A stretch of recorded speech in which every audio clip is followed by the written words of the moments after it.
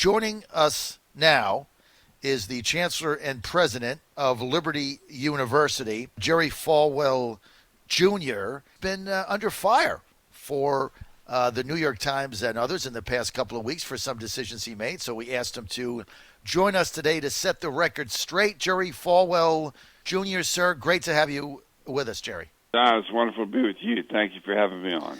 Hey, also, you probably don't remember this, but you cut one of the first ads we did for the Trump campaign. I was chairman of Virginia all the way back in December of 2015.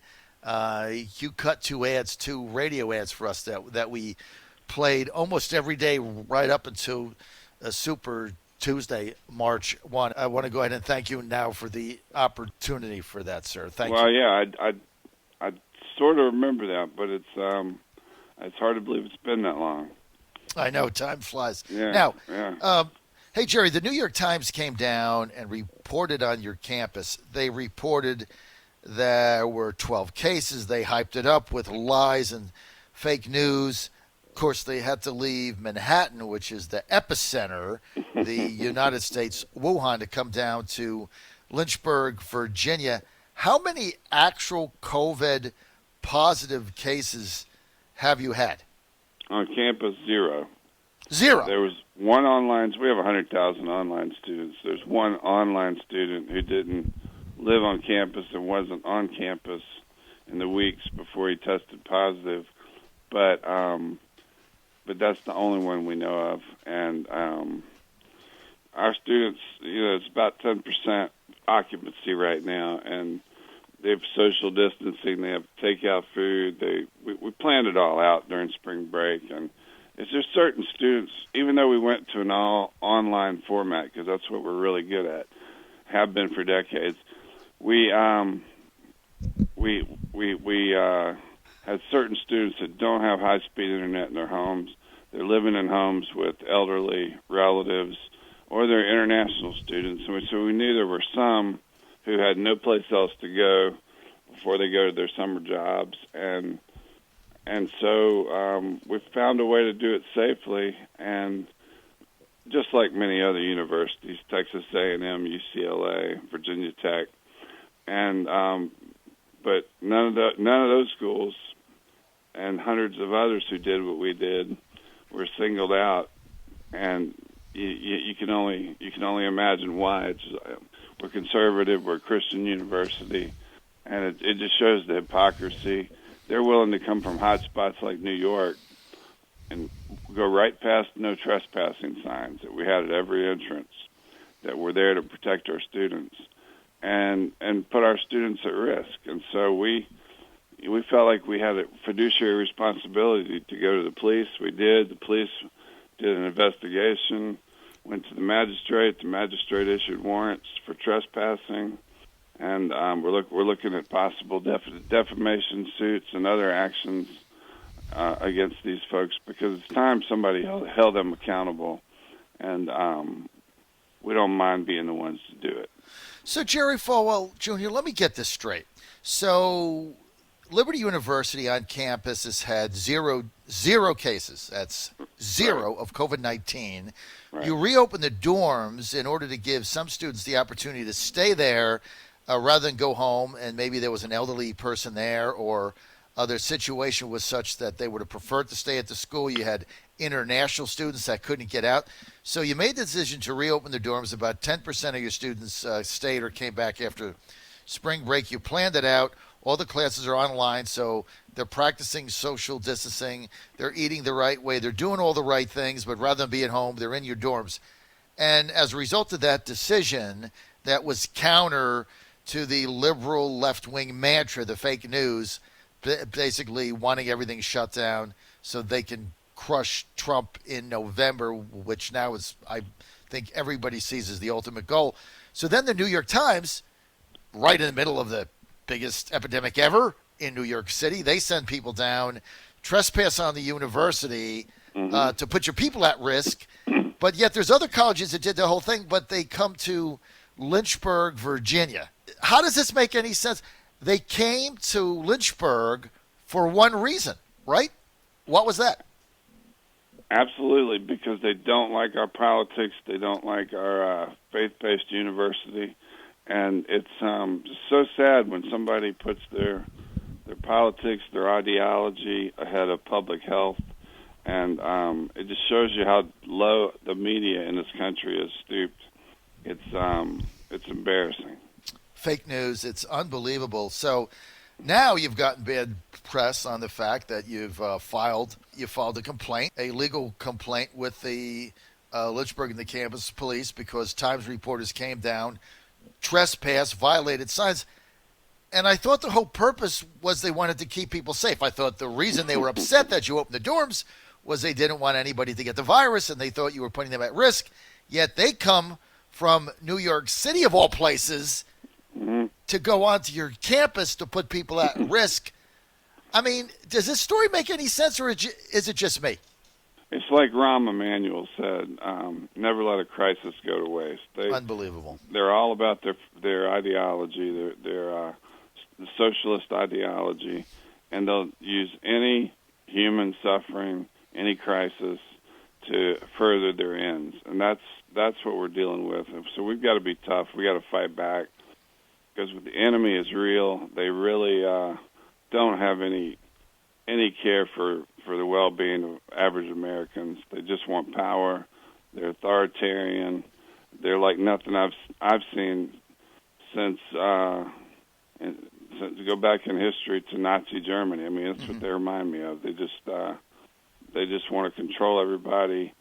They're socialists. I actually take it as a compliment that they picked on us because it means we're doing something right.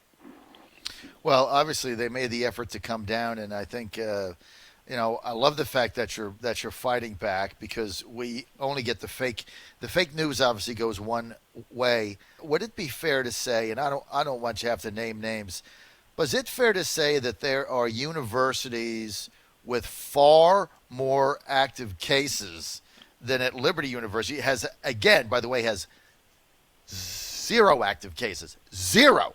None. Yeah, we put an ad in the paper, several papers this past weekend, and we listed the schools that had far more students living on campus than we do.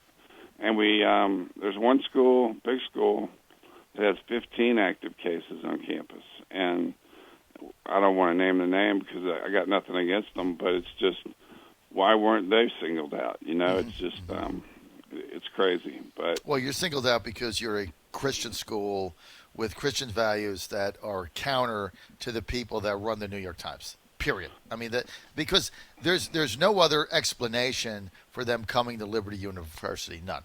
0. Well, that's right, and I agree with you. I heard you say while I was waiting that we've got to open the country back up because the downside of people who are committing suicide, losing their jobs, losing their houses, is at some point you reach a tipping point where it's worse than the virus is itself. And I think President Trump is walking that tightrope, and I think he's going to make the right decision. My only fear is that he can't overrule these liberal governors like we have in Virginia and like they have in California and New York, where they want everything shut down, not because it's safer, but because it destroys the economy. And it's I don't know if the president, with our system of states' rights, I don't know if he has the power to overrule these governors, but I sure hope he finds a way. Well, I can say this, and we're with Jerry Falwell Jr. He's the chancellor and president of Liberty University in Lynchburg, Virginia. I can say this: if the president says, "Okay, April 30th is it. We want everybody to open up," there's a bunch of red states that are going to open up immediately. They're going to go back to school also. That's going to put and I think this is what the president meant at his press conference yesterday. He said, "Look, I have the authority. I don't have to exercise it. Because if I'm one of 7 states that are shutting down and everybody else is open, the money that is going to flow out of that is incredible, right?" So I think that's what the president's banking on, that, look, Jerry, we have to get the economy back open. By the end of this month, there's going to be 25 million people unemployed. It's going to be almost 20% of our entire workforce in the USA. You simply can't go on this way. But the other thing, suicides, the rate of alcoholism, drug overdose, opioid addiction, family disintegration. Jerry, what we're not looking at is domestic abuse, family splitting up, strokes, stress that come from not having a job, not being able to provide for your family. None of these are getting measured, right? All we're measuring every day. And then you look at Virginia, and we were told, shut down the state, shut down the economy because we don't want to overrun the hospitals, right? We can't have doctors making decisions on who to get a ventilator and who to have a bed and who was, put out in the hall, right? That's not our way. So that's what we were told. We all bought into it. As of today, in Virginia, there's 5,800 COVID beds available. There's 800 people in the hospital. So they're at 16%. They got 84%, which is unoccupied, and everything is still shut down. Why? Yeah. That's my question. But I think what you said earlier, they want to keep the economy shut down to get rid of Trump. Yeah. I couldn't agree with you more, and I think it's another example of how their hatred for Trump is more important to them than any kind of public health, any kind of concern for human beings, and it's just sad to see. Let me ask you something, Jerry. A lot of us believe, Steve Bannon, one of them, I just had him on a little bit earlier, good friend of mine, that playing football in the fall is going to be extremely critical to getting us back and getting the American psyche back, that we want to play college football. We want to see NFL games. We want to go to the games. Have you guys, for Liberty, have you talked about it, looked at it? I mean, football summers are starting in July. When you go to summer practice, how will that work? NCAA has strict rules on what we can and can't do. And the conferences that all the schools belong to also have rules, and so we have to go by those rules. And hopefully, they will. They're sort of like the governors. I mean, they not the conferences so much, but the NCAA has got to shut down until further notice. So I don't know exactly what the date is, but I think they'll follow the lead of the president, and like you said, if all those red states open back up, I think there'll be a lot of pressure on the NCAA, just like the blue state governors, to go back to normal. And so we just we're in a wait and see mode. The reason we have to do online classes only is because the governor doesn't allow gatherings of more than 10 people. So it's out of our hands, really. And but as soon as we get the green light from the authorities, we'll be the first one to open. Are you planning, sir, right now to be open for business when the fall semester comes, students on campus going to classes? Is that the hope right now? It's the hope. I just don't know what the authorities will do. I don't think the country can survive that long with the way it is now. I think something's going to have to be done in the next few weeks, and I think the president knows that. Well, yeah. I mean, you can't have 30 million people out of work. And the other thing, Jerry, is the number of small businesses that are suffering, losing their customers. And, a lot of these Democrats don't understand. They think you can just open it up and turn a spigot on because none of them have ever owned a small business. They don't understand what it is to own a business. You lose market share. You lose customers. You lose your employees. Everybody's got to get retrained. You've got to stock up again. You've got to spend money on inventory. It's just not that easy. They don't understand it. What level of pushback had you had locally from council members, mayor in Lynchburg, supervisors in the area? I think the lies from the New York Times got a lot of local people upset. The mayor and the city manager, I talked to them during spring break and told them we were not reopening classes. We were going to online only. International students would be back, and and some with other circumstances would be back living on campus. But they, that's one of the saddest things about this is what the New York Times did was scare a lot of local people to death that Liberty was bringing back a bunch of kids that had COVID, and that wasn't the case at all. And but again, it's another example of their disregard for the harm that they do to promote their agenda. And it's I really attribute all the what the mayor said and what the city manager said to fear that was put into them by lies from the national press. And so could you outline for us, other than, filing the trespassing with the police, what other steps is Liberty University taking to fight back, Jerry? We have a major national law firm in New York City that sent letters to a number of newspapers, including the New York Times. The Times has responded, and one of their defenses is, well, they didn't say it in the article. In the article, they said there were 12 students with COVID symptoms. Now they're saying that the doctor they talked to said upper respiratory. So any doctor will tell you that COVID is not upper respiratory. Upper respiratory problems could be from allergies, could be from a common cold. What they're looking for with COVID is a deep, productive cough, lower respiratory. And so they're sort of backing off and trying to, trying to explain why they lied. And so we'll see where that goes. We won't file defamation suits unless we're sure we can win.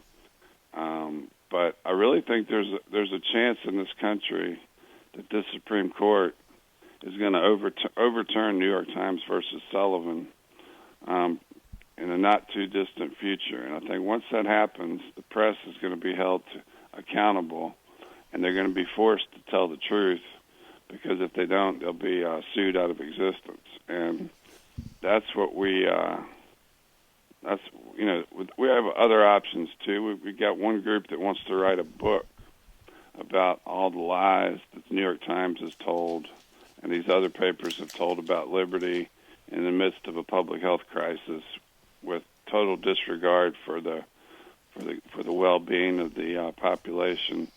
And we've already placed ads. We've already taken out warrants for the trespassers, and so I don't know what else we could do. Well, you're fighting back. Just for our audience, because I'm not familiar with it, you mentioned the Supreme Court might overturn New York Times v. Thomas.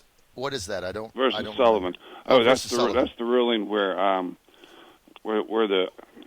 it's been 30 years since I was in law school, so if I get some of the details wrong, somebody can correct me, but it's 35 years. But that's when the Supreme Court said that you don't, if you're a public figure, it's not enough for you to prove that you were lied about. You have to prove that the press lied about you with malicious intent. Mm-hmm. And it's almost impossible to prove. And It's not like that in England, but it makes it so easy for this country to get away with lying about conservatives and people they don't agree with.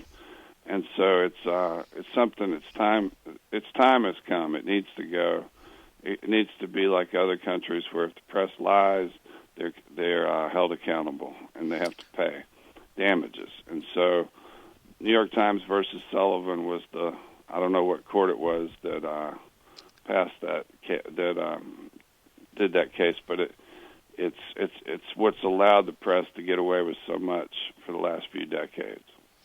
All right, great update. We're out of time. I want to thank Jerry Falwell Jr. for being with us. And Jerry, just let me end with this. I've got a bunch of texts here, but one from Sean in Newport News, who says, I hope my child chooses to go to Liberty University once he's of age. I love Jerry Falwell Jr. So, Jerry, there you go. You have a fan. John Fredericks. You tell him his son and his daughter, we'll treat them like family. All right. Thank you for being with us. John Fredericks Radio Network.